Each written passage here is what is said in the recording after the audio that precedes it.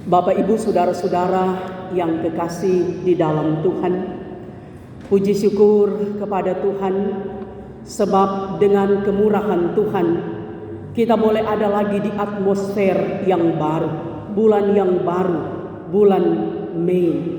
Hari ini kita memasuki hari pertama, tanggal 1 Mei. Dan saya yakin Bapak, Ibu, saudara-saudara, ketika kita boleh ada di rumah Tuhan, mengawali hari baru, bulan baru ini bersama Tuhan beribadah, kita yakin bahwa itu semua adalah karena kebaikan, karena kemurahan, karena kasih sayang Tuhan yang sungguh berlipat ganda yang kita rasakan. Tak terbilang berkat Tuhan itu sangat-sangat luar biasa. Karena Tuhan yang pegang nafas hidup kita, ketika orang masih bernapas, masih boleh beribadah, itu karena kasih sayang Tuhan. Nah, Bapak, Ibu, saudara-saudara yang pasti, satu bulan perjalanan kita selama bulan April, ada banyak hal yang kita alami, kita rasakan. Terkadang kita merasa bahwa kehidupan ini sungguh luar biasa. Apa yang kita harapkan jadi kenyataan, sehingga kita bisa tertawa, kita bisa bergembira, kita bisa bersuka cita dan senantiasa bersyukur kepada Tuhan. Tapi sungguh disadari juga dalam perjalanan kehidupan kita, pasti ada saat-saat kita merasa bahwa apa yang kita harapkan tidak menjadi kenyataan. Tuhan mengantar kita ada dalam lembah kegelapan, kekelaman dengan pergumulan hidup yang rasanya tidak pernah berhenti. Kita bergumul dengan masalah keluarga, masalah kesehatan, masalah ekonomi, masalah pekerjaan, masalah usaha, masalah pelayanan, dan berbagai hal lainnya. Sehingga terkadang saudara kita menjadi kecewa, kita kurang bersemangat, kehilangan gairah hidup. Bahkan apalagi kita merasa apa yang kita lakukan itu betul, apa yang kita lakukan itu benar-benar, itu adalah hal yang baik, yang positif. Tetapi ketika tidak dihargai, ketika kita diancam, bahkan ketika kita diejek, difitnah, pasti kita merasa kecewa. Kadang-kala orang jadi stres, jadi depresi dengan kenyataan, karena apa yang dia inginkan, dia harapkan tidak menjadi kenyataan. Itulah realita hidup kita manusia. Ada suka duka, ada pahit manis, ada saat kita tertawa, ada saat kita menangis. Nah, saudara-saudara, pembacaan kita dalam kitab pertama Raja-Raja itu adalah testimoni, kesaksian dari Nabi Elia. Saudara, Nabi Elia ini dia adalah nabi yang tegas, yang keras menyampaikan suara profetis, suara kenabian bagi bangsa Israel. Apalagi Nabi Elia ini adalah nabi utusan Tuhan, jadi dia hidup takut akan Tuhan dan dia melakukan apa yang benar. Bahkan di masa itu, ketika Nabi Elia dia berkarya, dia sangat menentang Raja Ahab dan istrinya Isabel yang nyata-nyata tidak takut akan Tuhan. Raja Ahab ini membuat kuil-kuil penyembahan terhadap ilah-ilah lain, bukan kepada Allah Israel. Bahkan mengajak seluruh masyarakat, seluruh jemaat umat Tuhan untuk tidak menyembah kepada Tuhan Allah Israel. Nah, hal ini saudara membuat Nabi Elia dia marah, sehingga dia tegas mau menyampaikan kepada bangsa Israel tentang penghukuman daripada Tuhan. Karena itu saudara, kalau kita melihat dalam bagian-bagian sebelum perenungan, yaitu dimulai dari pasal 18, kita melihat bahwa Nabi Elia dia menghancurkan Baal-Baal penyembahan dari bangsa Israel di bawah kepemimpinan Ahab dan istrinya Isabel yang tidak percaya dan tidak mengakui Tuhan sebagai Allah semesta alam. Nah, apa yang dilakukan oleh Elia itu tidak mendapat respon yang baik. Bahkan kalau kita baca pasal 19 ayat 1 sampai 8, di situ dikatakan bahwa Isabel istri Raja Ahab akan membunuh Nabi Elia. Artinya saudara, Nabi Elia merasa apa yang ia lakukan itu tidak dihargai. Apa yang ia kerjakan itu tidak mendapat simpati. Justru yang ada adalah ancaman kematian, pembunuhan terhadap Nabi Elia. Karena itu saudara, Nabi Elia dia menjadi kecil hati. Dia menjadi stres, depresi, dan dia lari dari tanggung jawab. kalau kita baca pasal 19 ayat 4, maka dikatakan, cukuplah itu, sekarang ya Tuhan ambillah nyawaku, sebab aku ini tidak lebih baik daripada nenek moyangku. Elia bilang, Tuhan ambillah nyawaku. Orang Manado bilang, lebih baik kita mati daripada menghadapi pergumulan yang sangat berat. Nah saudara-saudara, dalam keadaan seperti itu, Elia dia lari dari tanggung jawabnya. Maka kita baca pasal 19 ayat 1 sampai 8, di situ dikatakan, Elia dia disediakan roti minuman oleh Tuhan karena dia akan menempuh perjalanan yang jauh selama 40 hari menuju ke Gunung Horeb atau Gunung Sinai, tempat Tuhan berjumpa dengan Musa. Dan di Gunung Horeb ini juga Tuhan berjumpa dengan Nabi Elia. Nah saudara-saudara, dalam keadaan yang depresi, kehilangan semangat, kehilangan gairah hidup, gairah untuk melayani bagi Elia, Tuhan menjumpai dia. Tuhan menyediakan segala sesuatu. Karena itu saudara, konteks bacaan kita dikatakan bahwa Tuhan datang berjumpa dengan Elia. Tuhan bertanya kepada Elia, apakah kerjamu di sini, hai Elia? Jawab Elia, aku bekerja segiat-giatnya bagi Tuhan, Allah semesta alam, karena orang Israel meninggalkan perjanjianmu, meruntuhkan mesbah-mesbahmu, dan membunuh nabi-nabimu dengan pedang. Hanya aku seorang dirilah yang masih hidup, dan mereka ingin mencabut nyawaku. Saudara yang kekasih, Nabi Elia dia katakan bahwa dia bekerja untuk Tuhan. Dia telah meruntuhkan mesbah-mesbah penyembahan Baal bagi bangsa Israel, dan dia telah melakukan apa yang terbaik. Tetapi Elia berkata kepada Tuhan, hanya aku sendirilah yang masih hidup saat ini. Bahkan ada orang yang ingin mencabut nyawaku. Saudara, ini adalah curahan hati dari Nabi Elia ketika dia bergumul dalam masalah pelayanan. Ketika dia menghadapi tantangan yang begitu berat, dia merasa tidak dihargai, dia sudah berkorban, dia merasa kecewa padahal apa yang ia lakukan benar-benar murni untuk Tuhan.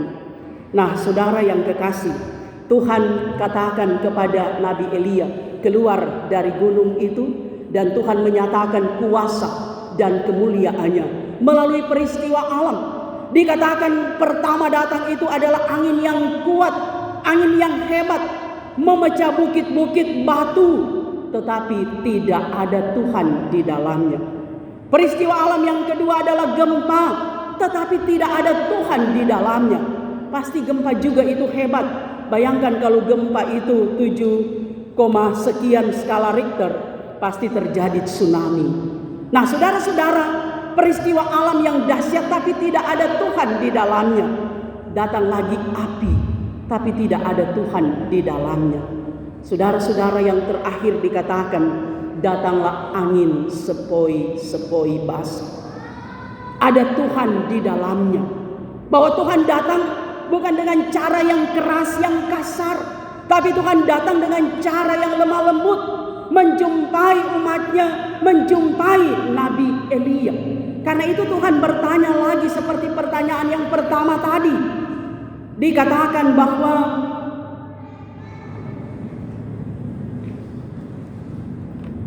apakah kerjamu di sini, hai Elia?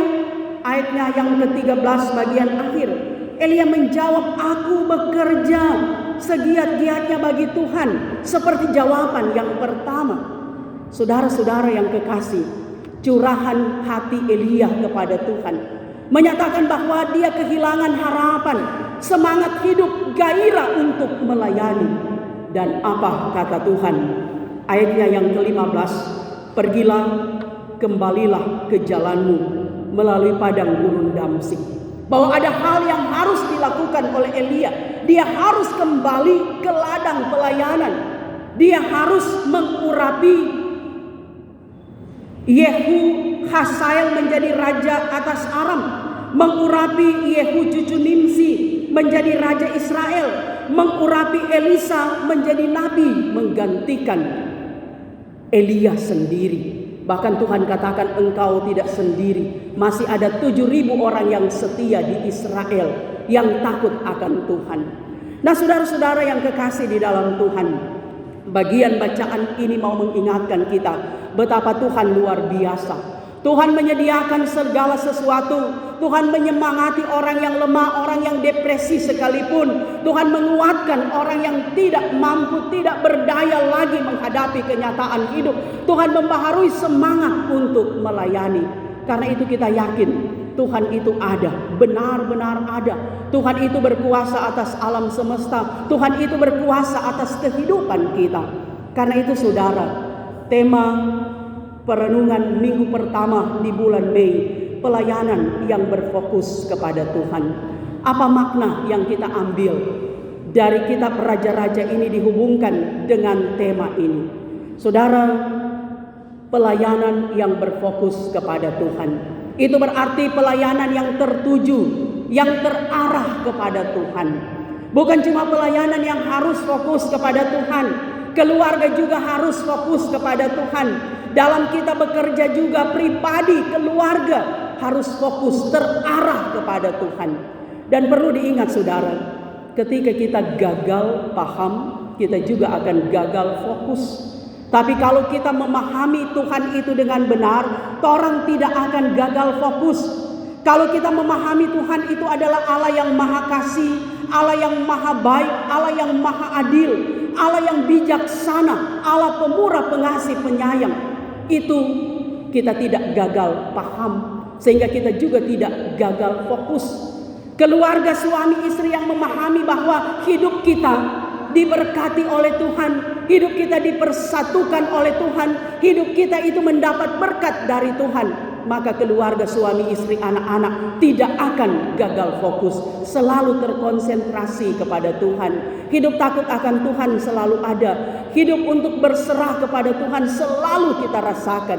Bahkan juga saudara, ketika dalam pelayanan kita memahami sebagai ebed Yahweh, sebagai hamba Tuhan, tugas itu adalah panggilan Tuhan. Diaken, penatua, diaken, penatua, guru agama, pendeta, sebagai pelayan khusus sebagaimana yang diatur dalam tata gereja. Ketika kita memahami bahwa pelayanan itu adalah anugerah Tuhan, seperti Paulus, dia katakan melayani bukan dengan kata-kata manusia, tapi dengan Roh Kudus yang bekerja. Artinya bahwa tidak gagal paham dalam pelayanan, maka fokus pelayanan adalah untuk Tuhan. Sebab disadari saudara, seperti Elia, dalam pelayanan terkadang kita dicaci maki, terkadang kita diejek, terkadang kita diancam seperti Elia. Kita merasa kecewa, merasa tidak sanggup, tidak kuat dan tidak mampu. Tapi yakin Tuhan kepala gereja, Tuhan yang memberi kepercayaan bagi setiap pelayan Tuhan. Dia membaharui semangat kita, Dia membaharui segala apa yang kita lakukan untuk kita fokus melayani Tuhan dengan segenap hati, dengan tulus hati. Sebab Tuhan melihat hati. Tuhan bukan saja melihat casing dari luar penampilan, tapi Tuhan melihat segala isi hati dan pikiran kita. Karena itu saudara, terkadang kita jadi depresi dalam pelayanan, dalam pekerjaan, sehingga lari dari tanggung jawab seperti Elia. Tapi Tuhan bilang, kembalilah ke jalanmu, jangan lari dari pelayanan, jangan lari dari tugas yang Tuhan sudah percayakan kepada engkau. Sebab disadari saudara yang kekasih, bahwa dalam perjalanan kehidupan kita seringkali berhadapan dengan rintangan, tantangan, dengan masalah, dengan pergumulan yang berat. Tapi sebenarnya yang jadi soal bukan masalah itu, bukan rintangan, bukan tantangan. Yang jadi soal adalah cara kita menghadapi masalah. Kalau masalah itu kecil, hati kita kecil, nyali kecil, masalah itu jadi besar. Tapi kalau masalah besar, hati besar, nyali besar, penuh pengharapan kepada Tuhan, maka masalah itu jadi kecil. Artinya saudara, kita tidak menyerah pada keadaan, tapi kita berserah kepada Tuhan. Bahwa sesungguhnya Tuhan tidak akan pernah membiarkan kita. Tuhan tidak akan meninggalkan setiap orang yang percaya dan yang berseru kepada Tuhan. Ada seorang hamba Tuhan, dia bilang begini kepada saya, ketika engkau bergumul, pergumulanmu begitu berat, jangan bilang ke Tuhan, Tuhan berapa lama lagi saya harus bergumul, berapa lama lagi saya harus menderita, mengalami beban yang begitu berat. Sebab ketika engkau bertanya berapa lama lagi saya bergumul, itu berarti engkau mau lari dari kenyataan. Engkau tidak sanggup menghadapi pergumulan, padahal pergumulan itu diizinkan Tuhan engkau hadapi.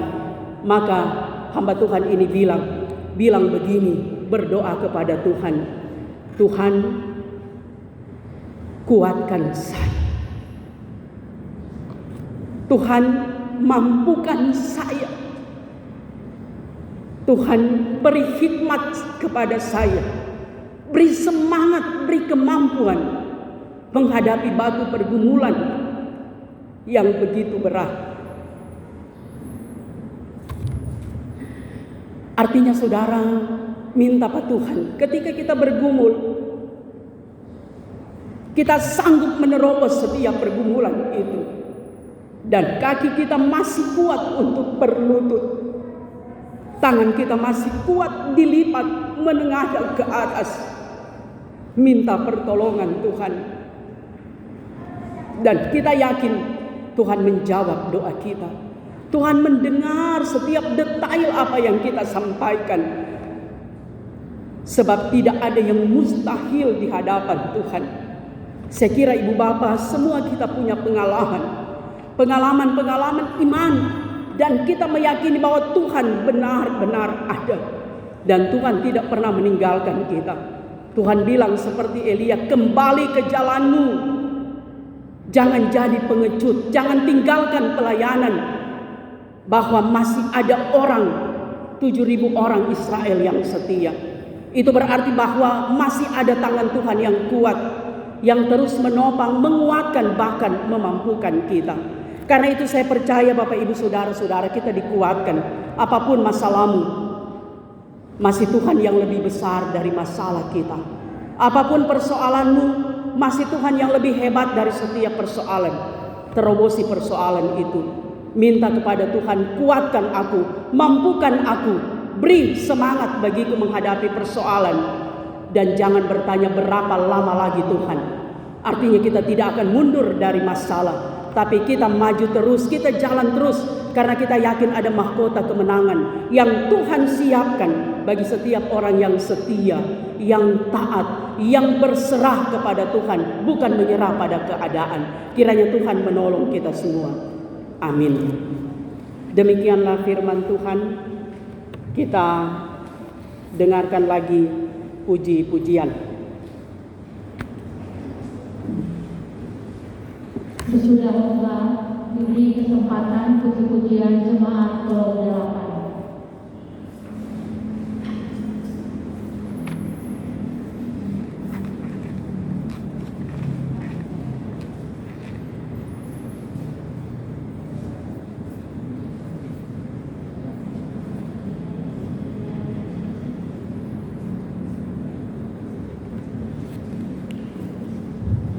Jemaat kekasih Tuhan, marilah kita mengucap syukur kepada Tuhan dengan memberi persembahan yang terbaik baginya. Sementara kita memberi persembahan, kita menyanyi, kami bersyukur padamu Tuhan.